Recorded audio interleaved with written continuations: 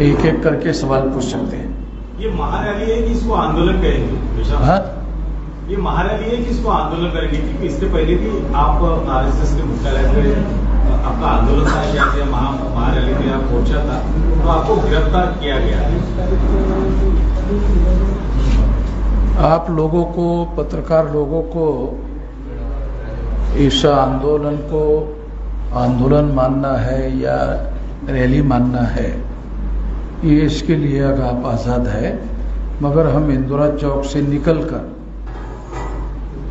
Procession निकालते हुए हम लोग आएंगे और इकट्ठा होकर फिर सभा करेंगे। जैसा कि कटक में जो अधिवेशन था उसके लिए परमिशन के सारे डॉक्यूमेंट आपने लिए थे, और लेकिन आपने ये अटैचिंग नहीं किया। यहाँ पर तो हम कैसा मानेंगे परमिशन?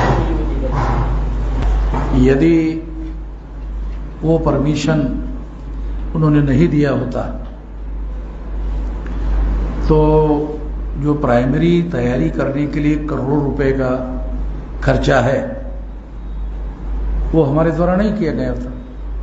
पहले ही अगर उन्होंने मान लो डिनाई कर दिया होता तो हम काहे के लिए खर्चा करते, करोड़ों रुपए खर्चा कर दिया।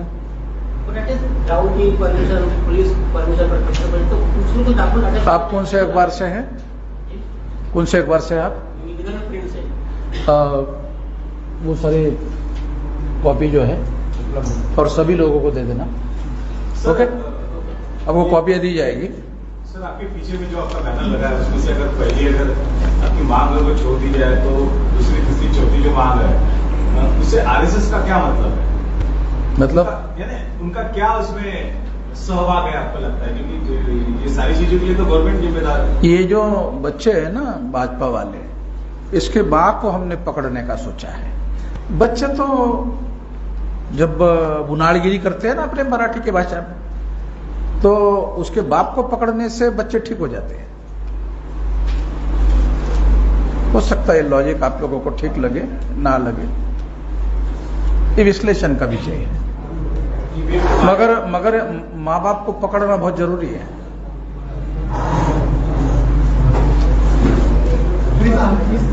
हाँ, उसकी लिस्ट जो है वो हमारे पास अभी भी मतलब डेली जमा हो रही है। तो जिस दिन आंदोलन होगा उस दिन सवेरे लोगों को ये बांट दी जाएगी उसकी लिस्ट, और पुलिस वालों को भी देना है। क्या इस बार भी आपको आरएसएस मुख्यालय तक जाने दिया जाएगा? जाने देना है नहीं जाने देना है ये हमारा आउटलुक नहीं है। अब बात नहीं समझ रहे हैं। हमने आंदोलन घोषित किया, ये हमारा अपने नियंत्रण का मामला है। लॉ एंड ऑर्डर देखने वाले और लोग हैं, वो अपना फैसला करेंगे, हम अपना फैसला करेंगे। समझ रहे ना सर? ईवीएम की बात, क्योंकि उनका फैसला हम नहीं कर सकते, लॉ एंड ऑर्डर वालों का। सर, ईवीएम की बात चल रही है, पर ये तो ईवीएम तो कांग्रेस को कार्यकाल में आया, तो उसको आरएसएस का क्या संबंध है ईवीएम?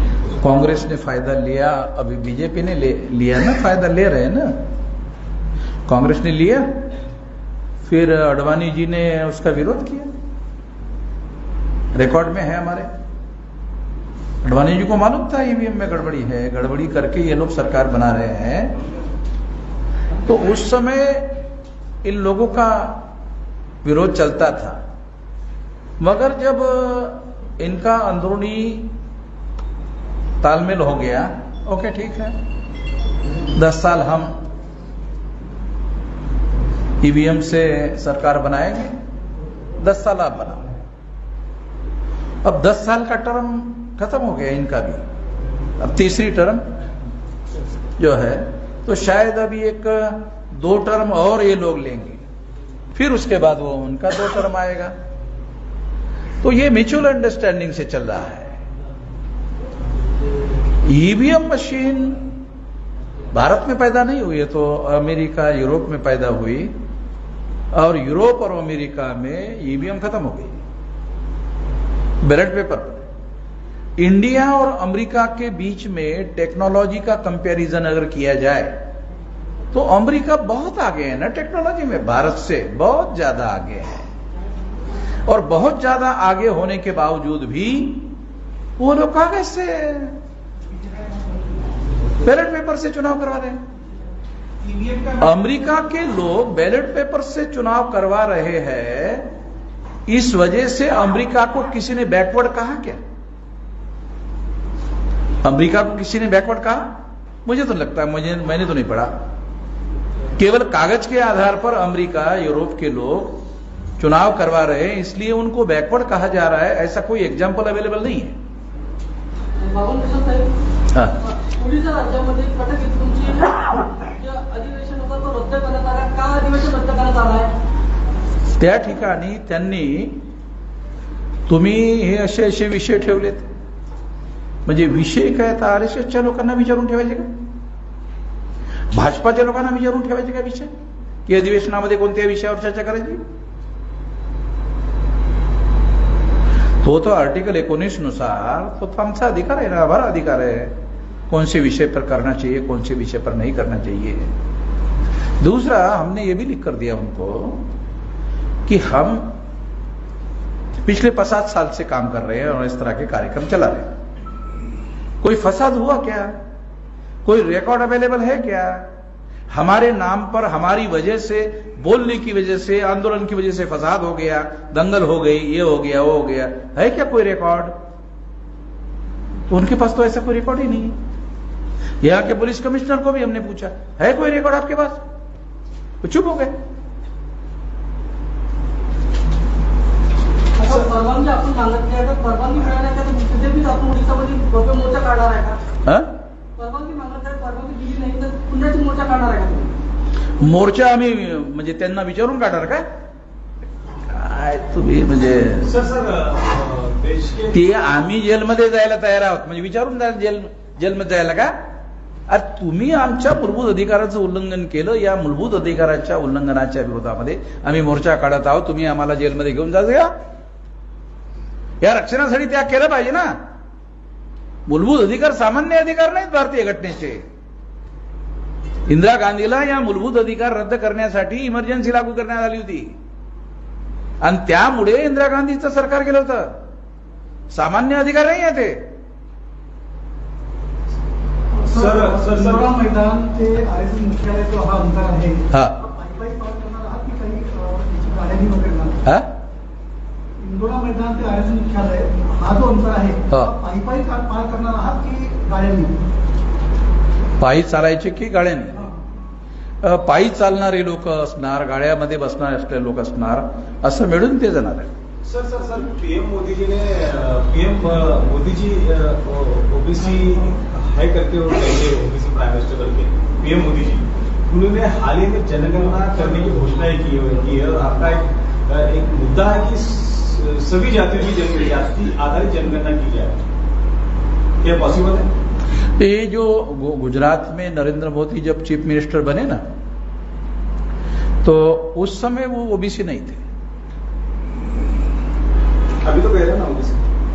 फिर वो जब मुख्यमंत्री बने तो बीजेपी के तमाम लोग जैसे अथॉरिटी का मिसयूज करते हैं, तो उन्होंने ओबीसी की लिस्ट में अपना नाम डाल दिया। और ये लिस्ट जो है जातियों की स्टेट लेवल पर तैयार की जाती है। स्टेट की लिस्ट, स्टेट की लिस्ट, स्टेट की लिस्ट, फिर सारे देश की एक लिस्ट, स्टेट के लेवल पर लिस्ट तैयार की जाती है। मोदी ने अपनी लिस्ट तैयार की, उसमें अपनी जाति के लोगों का नाम डाला, मोदी ने डाला। वैसे ये मेरा ऑब्जेक्शन नहीं है, क्योंकि मोदी की जाति तेली जाति है, ऐसा उनका कहना है। वो जो तो तेली तो सारे देश भर में ओबीसी है, डाल दो, हमको कोई ऑब्जेक्शन नहीं है। मगर नरेंद्र मोदी ओबीसी के है, तो ओबीसी की जाति आधारित गिनती करने के लिए भी कोई ऑर्डर नहीं निकाला। अभी निकालना चाहिए, नहीं निकाला। अरे कम से कम ओबीसी का तो करो। हमारी तो डिमांड सारी लोगों की है, सभी लोगों की जाति आधारित गिनती होनी चाहिए। जाति रियलिटी है भारत की, हिंदुत्व नहीं। जाति रियलिटी है, 200% रियलिटी जाति है। हिंदुत्व तो थोपा हुआ आरएसएस के लोगों का, भाजपा के लोगों का। जब एडल्ट फ्रेंचाइज भारत में आया तब ब्राह्मणों ने सोचा अरे 3.5% से तो ब्राह्मणों का एक भी एमपी चुनकर नहीं आएगा, तो हिंदू के नाम पर एससी एसटी ओबीसी को गधा बनाकर इनका वोट लिया जा सकता है। वो उन्होंने कोशिश किया, वो उसको सफलता नहीं मिली, तो फिर उन्होंने अपने रणनीति में बदलाव करके हिंदू मुसलमान का मामला खड़ा किया। तो जो भी हिंदू बनते हैं वो मुसलमानों के प्रतिक्रिया में हिंदू बनते हैं, हिंदू कोई बनता ही नहीं है। मुसलमानों के विरोध में फसाद करवाए जाते हैं तब एससी एसटी ओबीसी हिंदू बनता है, नहीं तो कोई हिंदू है ही नहीं, केवल प्रतिक्रिया में बनता है। और इसीलिए देश में जो फसादात हुए वो इन्हीं लोगों के द्वारा करवाए गए।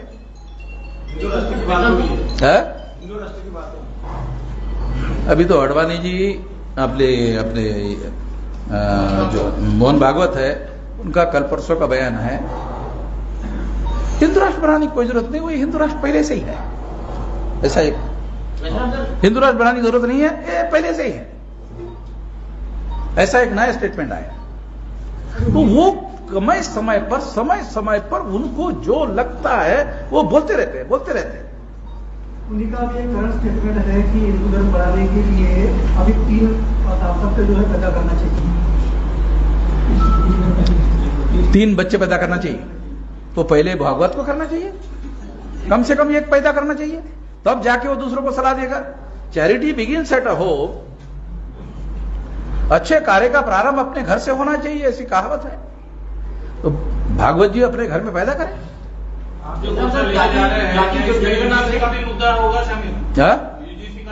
यूजीसी का उधर लंबा करके मैं दिल्ली से आया वापस, उधर उनका बंदोबस्त कर दिया। अभी ये होते ही फिर उसका बंदोबस्त करते हैं।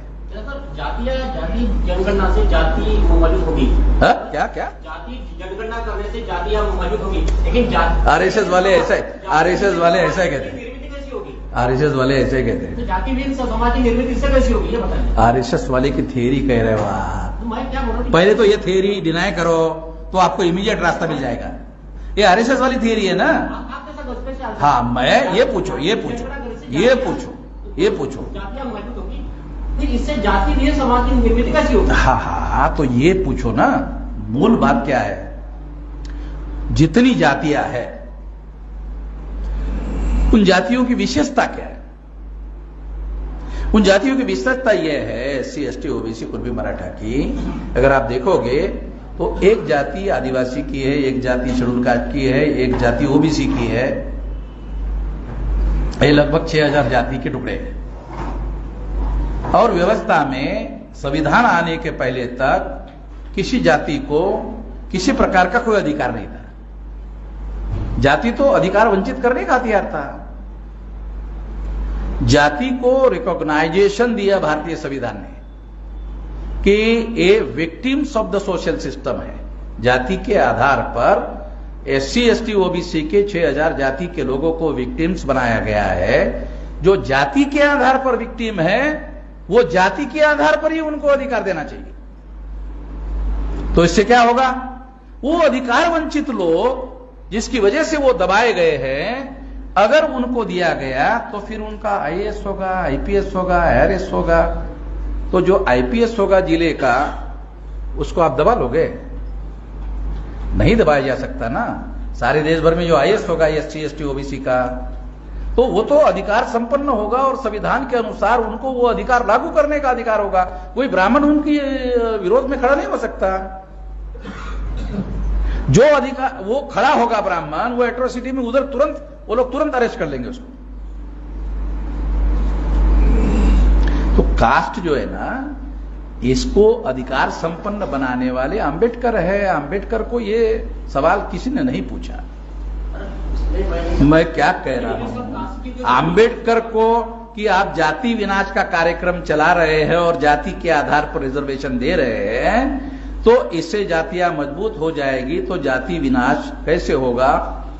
ये सवाल अंबेडकर को, बाबा साहब अंबेडकर को अपने जीवन काल में किसी ने भी सवाल नहीं पूछा। क्यों नहीं पूछा? क्योंकि उन लोग मैं आपको कहां ऑब्जेक्शन कर रहा हूं, आपको समझ में नहीं आ रहा है, आप ईमानदारी से कह रहे, अच्छी बात है, मगर मुझे भी तो कुछ न कुछ जवाब तो देना पड़ेगा ना भाई। मैं चुपचाप रह जाऊंगा क्या? आपने कह दिया और मैं चुपचाप आपका देखता रहूं चेहरा? मुझे भी तो जवाब देना पड़ेगा ना। मैं एक विचारधारा से बंधा हुआ हूं, उस विचारधारा के फ्रेमवर्क में मुझे जवाब देना पड़ेगा। आपको वो बात सही लगे गलत लगे, ये बात आपकी आजादी से रिलेटेड है। मैंने कभी कहा कि आपको ये आजादी नहीं है। आपको स्वीकार करना आपकी आजादी है, अस्वीकार करना आपकी आजादी है, इसके विरोध में अखबार में लिखना आपकी आजादी है। और सर महाबोधि महाविहार जो है वो एक्ट के वजह से वो शायद वो मुक्त नहीं हो पाया, ऐसा कहा जा रहा है। वास्तविकता क्या है? अभी तो ये हमारे एजेंडे पर विषय नहीं है। तो ब्राह्मणवाद के कब्जे से मुक्त कराए हैं। हाँ, तो सारी चीजें एक साथ अपने हाथ में लेने से बहुत बार मराठीत म्हण एक न धड भाराभर चिंध्या, एक एक हातात घ्यावं लागेल, एक एक त्याचा बंदोबस्त करावा लागेल, एक एक। तो तुमच्या एजेंडामध्ये नहीं, अब बराबर है, वो लिखा हुआ है। अब ये बहुत सारे विषय तो है, मगर अभी हमारा विषय ये आरएसएस का जो हेडक्वार्टर है ना, ये हमारे टॉप प्रायोरिटी का मामला है। इसके बाद हर 6 महीने में हम आंदोलन अलग अलग विषय पर कर रहे हैं। फिर आ जाऊंगा आपके पास, फिर यही बुलाऊंगा आपको, फिर प्रेस कॉन्फ्रेंस लूंगा। ये बंद थोड़ी होने वाला है। 6.5 लाख गांवों तक ये आंदोलन पहुंचाने की हमारी योजना है, और ये आंदोलन करने से ही 6.5 लाख गांव में पहुंचेगा, 15 लाख बूथ पर पहुंचेगा। सोशल नेटवर्किंग के अंतर्गत 2 करोड़ सामाजिक ग्रुप में भी पहुंचेगा। ये पहुंचने की योजना टाइम बाउंड है 2030 तक। उसके बाद ये आंदोलन जन आंदोलन होगा। अभी तो आंदोलन चल रहा है।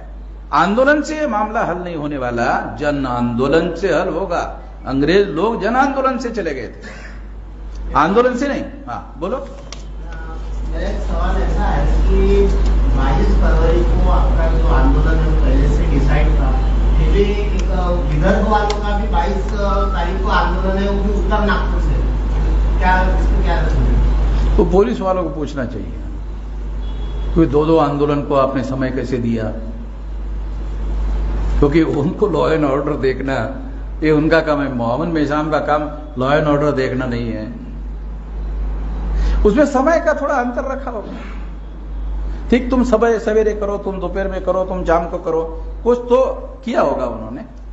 सर, आप 2019 से आपके प्रोग्राम लेकर आप कहते रहते हैं ईवीएम फोड़ेंगे, लेकिन एक वीडियो आया आपका कि अब हम ईवीएम नहीं फोड़ेंगे। क्या कहना चाहते हैं? जैसे कि ईवीएम फोड़ने का समय आएगा तो फोड़ेंगे। तो वीडियो के जरिए आपने नहीं कहा ना कि अभी हम नहीं फोड़ेंगे। देखो, मैं स्टैटिक आदमी नहीं हूं। मैं देश और परिस्थिति में जो बदलाव होता है उसका स्टडी करने के आधार पर अपनी रणनीति बनाता हूं। मैं स्टैटिक नहीं हूं। एक बार कोई भूमिका ले लिया, चाहे कुछ भी बदलाव होता रहे तो मैं चुपचाप देखता रहूं। नहीं नहीं, ऐसा नहीं करूंगा। मुझे देखना पड़ेगा कौन सी परिस्थितियां बदलाव हो रही है और उन परिस्थितियों में मुझे क्या स्टैंड लेना चाहिए। सर, आपका संगठन काफी बड़ा है, भारत भर चर्चे चलते हैं, लेकिन आपके जाने माने जो अच्छे लोग हैं, विचारवंत लोग हैं, वो आपके संगठन से निकल चुके हैं। ऐसा ही निकल चुके वालों को क्यों नहीं पूछ रहे हो? क्या वजह क्या होगी निकलने की वजह क्या है? हाँ? उसको लगता है मोहम्मद मेहसाम रहेगा तब तक साला हमारा कुछ होने वाला नहीं है, हमको चौधरी बनना था। मोहम्मद मेहसाम चौधरी बना हुआ है। उम्र के साथ चौधरी बनने का थोड़ी मामला है, तो नेतृत्व करने का मामला है ना। ये नेतृत्व करने का मामला है। ये नीड है लोगों की, आंदोलन की लीडरशिप। वो लीडरशिप प्रोवाइड करना जरूरी है समय के अनुसार। सर, एक मराठी बाइट हुई। हाँ? मेरा एक सवाल है, जब संविधान लागू हुआ तो जो कानून थे वो पूरे निरस्त हो गए, फिर ये बीटीएस क्यों निरस्त नहीं हुआ? कौन सा? कर रहा है, हाँ, ये क्यों निरस्त नहीं हुआ? अब निरस्त करने वाले जो लोग हैं उन लोगों को ये कानूनी नोटिस दे के पूछना चाहिए। और अगर वो मना करते हैं, सरकार की बात है नहीं, ये मना करते हैं। संविधान लागू होने के पहले जो कायदे तो चलते, जब संविधान लागू हुआ, जो संविधान लागू होने के बाद जो जुने कायदे थे वो पूरे निरस्त हो गए, फिर यही एक्ट क्यों निरस्त नहीं हुआ? मैं समझ रहा हूं ये निरस्त क्यों नहीं हुआ? तो ये सवाल सरकार को पूछा जाना चाहिए कि निरस्त क्यों नहीं किया, और अगर निरस्त नहीं किया तो आपको नोटिस देना चाहिए। कानून क्या कहता है? नोटिस देना चाहिए, और नोटिस देने के बाद कानूनी मामला हो जाएगा, जवाब देना पड़ेगा उनको लिखित रूप से। और अगर नहीं करते तो वो मामला आपको हाई कोर्ट में या सुप्रीम कोर्ट में ले जाकर उसे रोकना पड़ेगा। सर, आप एडवोकेट हैं? मैं कहाँ एडवोकेट हूँ? नहीं, एडवोकेट नहीं हूँ। एडवोकेट रखता हूँ मैं, केस लड़ने के लिए एडवोकेट रखता हूँ। सर, एक छोटी सी बाइट करेंगे? हाँ, एक बाइट दे दो मराठी। नहीं, ऐसा नहीं होगा। किसके बारे में? देखो, अभी टॉप प्रायोरिटी में जो मुद्दे हैं उसको टेकअप कर रहा हूं, और कोई भी मुद्दा हम नहीं छोड़ेंगे। जैसा जैसा अभी बुद्धिस्ट इंटरनेशनल नेटवर्क के राष्ट्रीय अध्यक्ष है, तो ये मामला आएगा हमारे सामने, तो इसको मामले को हम टेकअप करेंगे उचित समय पर। सर, मोदी जी संघ की बात नहीं मानते, तो क्या आपको लगता है कि आप महारैली कर रहे हो तो आपकी बात संघ मान रहे? नहीं, मोदी जी संघ की बात नहीं मानते हैं, ये नौटंकी मीडिया वाले करते रहते हैं,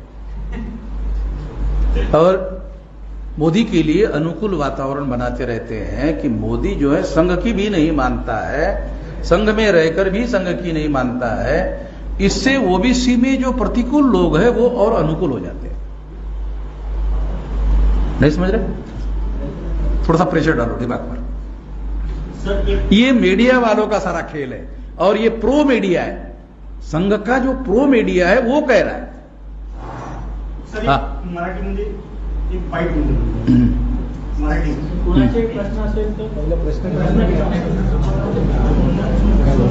हाँ बोलो, जल्दी बोलो। सर, शॉर्ट में थोड़ा मराठी वीडियो आंदोलन हाँ बोलो। बाईट देते एक मराठी पैसे आप द्यायचे, हम द्यायचे. मराठीमध्ये मला असं म्हणायचं की हा आमचा 22 तारखेचा जो कार्यक्रम आहे, या कार्यक्रमासाठी आम्ही संपूर्ण देशातील लोकांना, महाराष्ट्रातील लोकांना, नागपूरच्या लोकांना, विदर्भाच्या लोकांना अपील करत आहेत की त्यांनी जास्तीत जास्त संख्येने, मोठ्या मोठ्या संख्येने या आंदोलनात सहभागी व्हावं. कोणत्या मागणीसाठी हा आंदोलन केलं जातं?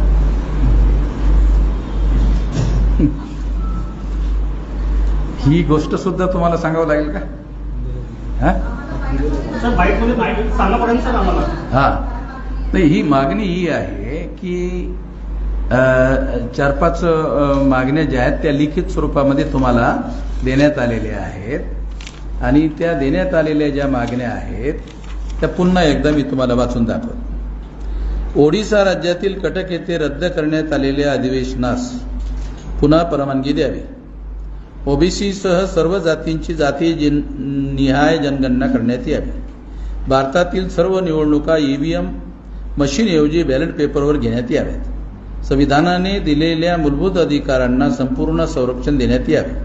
अधिवेशनाच्या तयारीसाठी संघटना, प्रतिनिधी व कार्यकर्त्यांना झालेल्या खर्चाची भरपाई करण्यात यावी.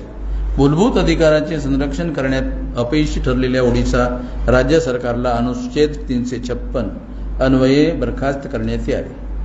6 मागण्या आहेत. अगर आपको उड़ीसा में अधिवेशन लेने की अगर परमिशन दी जाती है तो क्या आपका जो ऑनलाइन अधिवेशन होने वाला है उसको आप फिजिकल लेंगे? हा, आम्ही आमच्या सोयीनं जेव्हा आम्हाला हायकोर्ट परमिशन देईल त्यात अर्ज करण्यात आलेला आहे की आम्हाला डिसेंबर महिन्याची तारीख देण्यात यावी. तर कोर्ट आम्ही जी मागणी केलेली आहे त्यानुसारच काही नाही कैसा केला.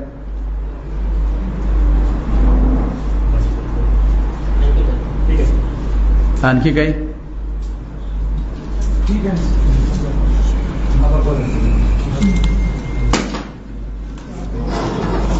शॉर्ट में मुझे इतना लंबा नहीं चलता ना सर. शॉर्ट में एक चाहिए. मी एडिटिंग मध्ये